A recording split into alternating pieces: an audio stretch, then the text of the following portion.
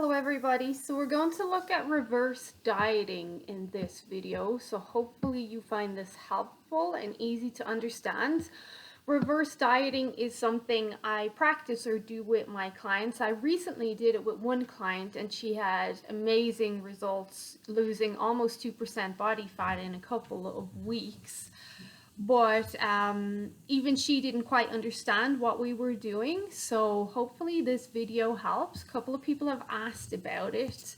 So when does reverse dieting even come into my head to do with a client? So if you're somebody that has weight to lose and you're already eating very low calories, or you're already in a deficit or restricted, but you've tapped out, so you're not losing any weight anymore, well, that's when it might be time for you to look at a reverse diet. And I'm sure you know this happens a lot. We see people undertake a diet, whatever strategy they decide to do, but once they plateau or hit maintenance, there's no real consideration on what to do next. So that's where reverse dieting can be very helpful.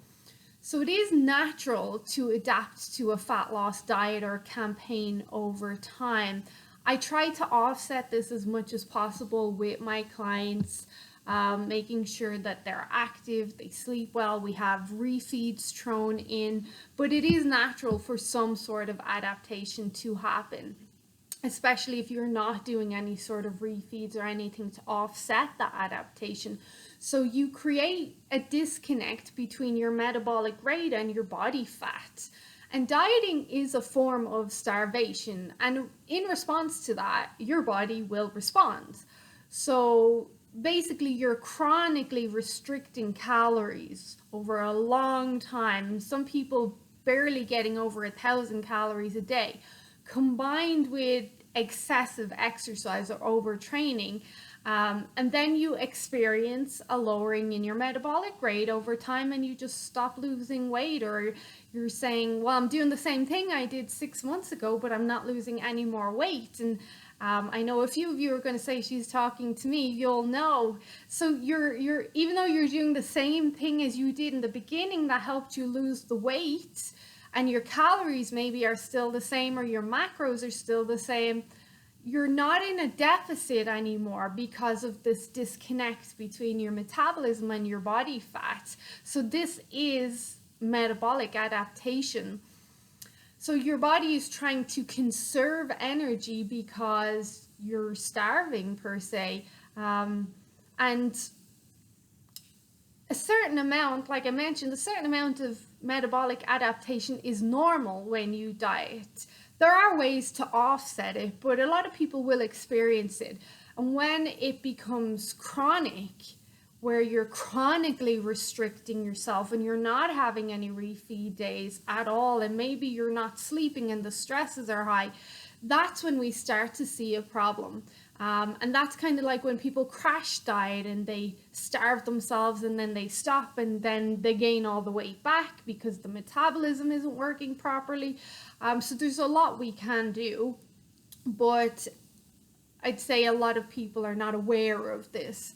So I've even seen women who eat chronically low calories, and if they go off track for even a day, even their junk food choices are still quite low in calories, so they're not even getting a calorie spike. So they might feel like they're off track, but they're still very low on their calories, not exceeding 1,000 or 1,500 calories. So even though they're off track, they're still depriving themselves or restricting their calories.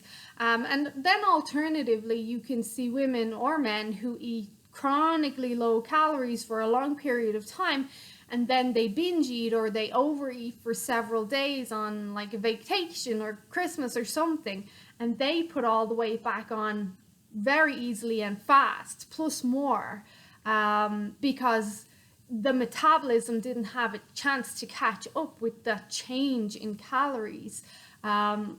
Christmas is a prime example to that. Like coming into Christmas, I did a lot of talking to my clients about making smart choices and offsetting your food choices. And if you're going to have this meal, maybe skip this meal. And there's a lot of offsetting because there's a lot to be considered. So, and I'm sure you all know somebody who restricted and then they binged or they went on vacation, and they gain all the way back because the metabolism just didn't have a chance to catch up with this change in calories.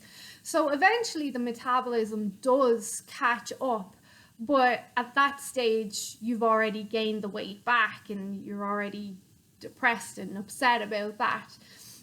And part of this is also because when we do some sort of fat loss or cutting campaign, if we're not smart, if we're not doing our offsetting stuff, we get all these responses in the body. We get lower thyroid, we get our leptin hormone is lowered, which is our satiety hormone. And when that's lowered, then willpower is challenged and the likelihood of overeating is increased. We become more sensitive to nutrients and insulin, and this can be good and bad. And bad means that when you do eat more, it's easier stored as body fat. So your rates of fatty acid oxidation have slowed down because your metabolism has slowed down and now you're more insulin sensitive. So fats are much more easily stored. Your empty fat cells that you emptied on your diet, they're more than happy to suck in your fat or your triglycerides.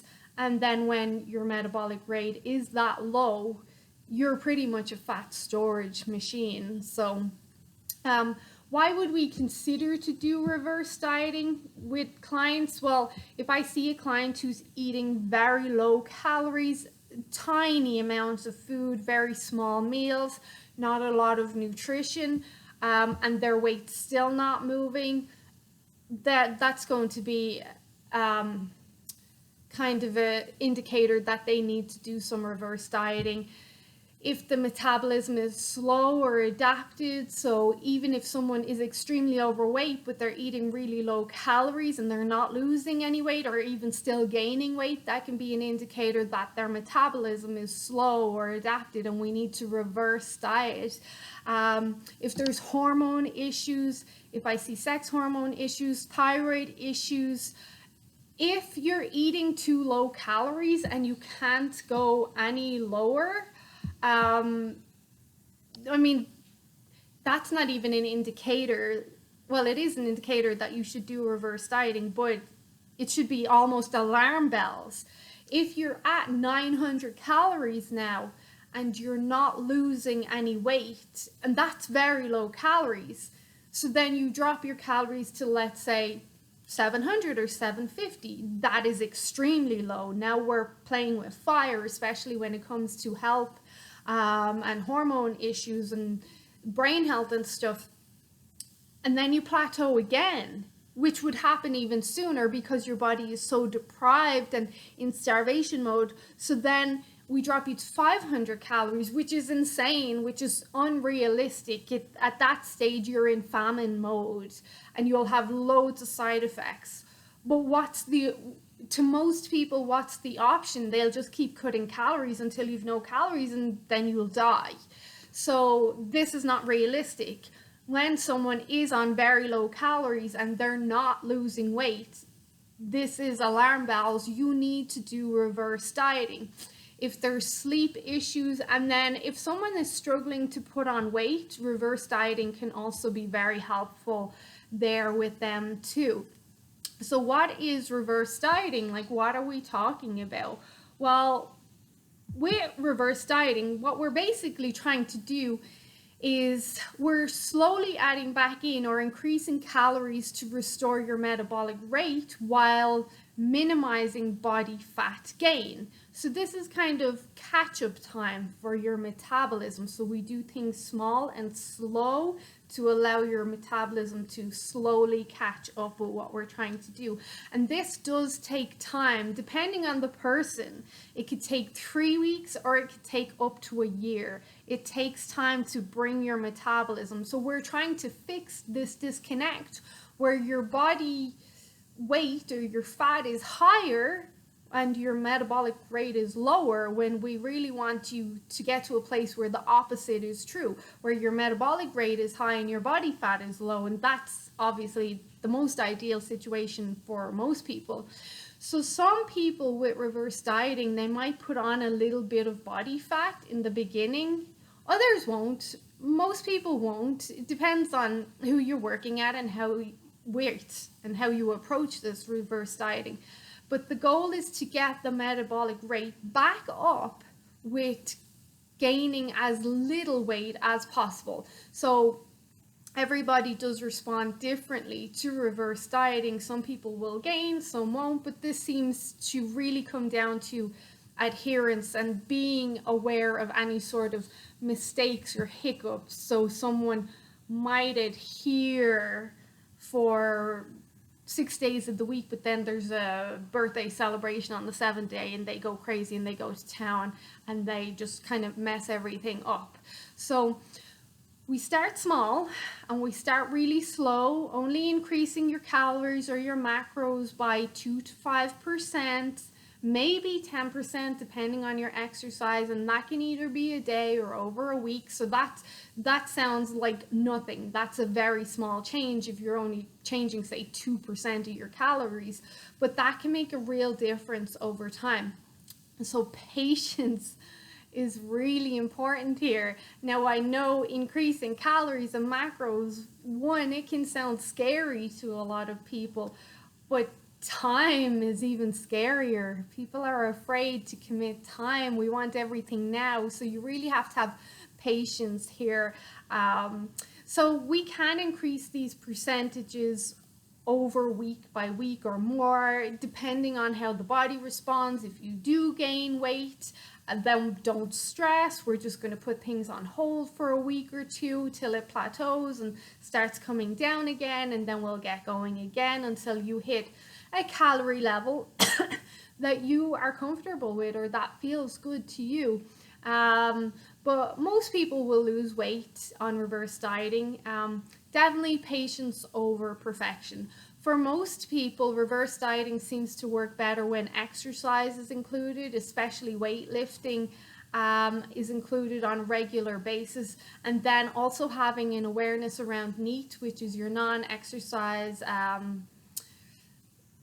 thermogenic effect. So all that other stuff you do throughout the day, like not just sitting around, like moving if you're on your laptop, up, down, go to the bathroom, air squats, like all that other stuff.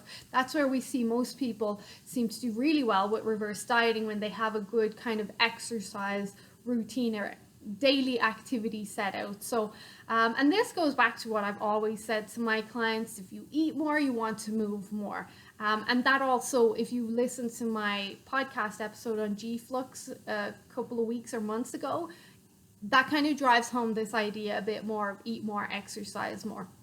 And actually, what the research shows us is that a diet higher in carbs and lower in fats seems to be better because of that rate of fatty oxidation being lower from dieting. So if you do reverse dieting, you're probably better increasing carbs than fat because your body is so ready to add on fat or just store fat in those fat cells that you had depleted, and you're not as able to break down fat because the metabolism and all the receptors have slowed down.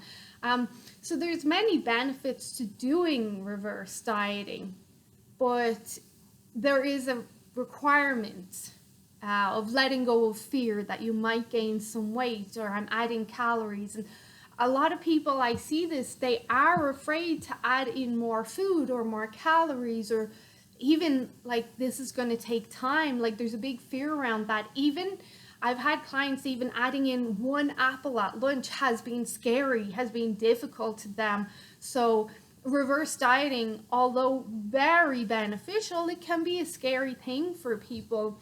There's many ways reverse dieting can be helpful. apart from boosting your metabolism and all the benefits there, it does support the satiety hormones, the thyroid hormones, sex hormones, human growth hormone, healing and regeneration, but also it supports enjoyment, it supports sustainability, that psychological aspect of things. If you can eat more foods, and of more foods that you like on a daily basis, and still lose body fat, that is a lot more enjoyable. That is way more sustainable. So you may need to dedicate whatever amount of weeks or times to reverse dieting for the grander scheme of things, for the bigger picture, so that in the long term you can eat more, you can support your hormones more, you can have a higher metabolism, you can look leaner, you can burn fat more, you're eating more, which most people want to eat more. We enjoy eating. There's a big social aspect around eating. If you can have more calories too in your day, that is somewhat more freeing because you don't feel as restricted too. So there's many benefits, but you do need to dedicate that time to the reverse dieting. And it is small incremental changes. Like with one client, all I did was add in an apple at lunchtime. Another client, I just switched her breakfast to flax pudding and dark chocolate. And that was just manipulating the calories over the week with her. Every second day she'd go back to her eggs and leaner breakfast. Sometimes it is just, a lot of people are afraid of carbs now as well, which is a big problem. I've added just in a couple of pomegranate or half a cup of sweet potato. So it's a really small change, and over time it really does make a big difference. And there's other ways we can manipulate things as well with refeeds and whatnot. But a big part is letting go of the fear and have patience. Like, it takes time to heal the body, especially fixing the metabolism. It does take time. So when is the best time to reverse diet? I mean, Christmas is a great time because we're eating more generally, so you get to enjoy a bit more, you get a bit more flexibility. But if you're going to do it at Christmas, you absolutely need to make sure that you're getting that exercise in, and you're not going to town. Remember, we only want small increases, and you can manipulate that certain ways with other things I've taught you or taught people with manipulating different fasting variations, maybe having a smaller, lighter breakfast, and then those extra calories at Christmas dinner or family dinner or whatever. So there's ways to manipulate this. Summer is also potentially a good option to do reverse dieting because most of us are moving a lot more in the summer, so it can be easier to get the movement in without thinking like it's a chore. And also, most of us eat lighter foods in the summer, so it's easier to get those steady increments or increases of food while not going to town. Like, you'd have a bit more of your rich, more purine foods and stuff around Christmas. So, but really, I mean, if you're working with someone that understands this, you're working with a good health coach or nutrition practitioner, any time is a good time to do reverse dieting, as long as you're ready and willing to commit and have patience and do what you're told, pretty much. So not, again, this is ideal for many people, but definitely if you have been losing weight, you're calorie restricted, and now you're not losing weight anymore, you need to shake things up, or your calories are already so low you cannot go any lower. There's health side effects that are going to happen. Reverse dieting is for you. Most people lose weight when doing reverse dieting. Some people gain weight. It's not going to be body fat. It will shift. It's not all going to be body fat. I mean, you will see some changes in your body weight from glycogen and waters. Also consider like your menstrual cycle, inflammation, most of the stuff people know about. So with reverse dieting, the biggest thing is probably going to be compliance or adherence, and then patience. As I mentioned, everything takes time, but if you trust the process, and the process is good, which reverse dieting has been practiced for a long time, especially in the gym, competitive athletes world. It does work. So it does work. If you show up, if you do the work, if you have patience, it will work. A lot of people will benefit from this, especially people who eat really low calories, low nutrition, low macros, and they're seeing thyroid issues. I definitely recommend reverse dieting, but you need to trust the process for sure. So think about it. If you're spinning your wheels and everything you're trying is not working, then consider either working with me or another health professional.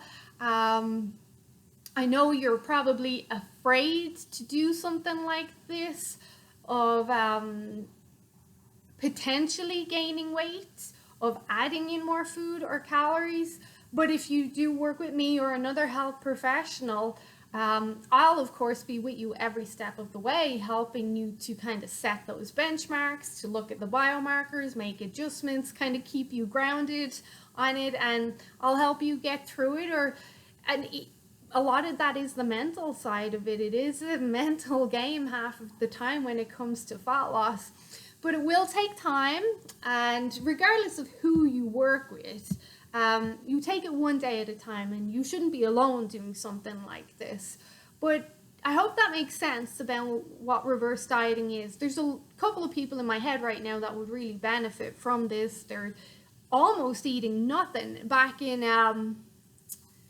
Ireland, my mom would say they're eating like a bird, so just like pecking and at little amounts of food, just enough to survive, and that's not good. We want to thrive, we don't want to survive. So if this sounds like it'd be benefit for you, let me know if you've any questions, or if you've tried it, or if you've any feedback, pop it in the comments. I always check the comments, and I'd be happy to answer any questions. But hopefully this explains reverse dieting, and I have done it with several clients, and it does really work. But it really is patience, consistency, trust the process, trust your coach, and trust that you will get there in the end, I suppose, is the biggest thing. Okay, everyone, have a great day.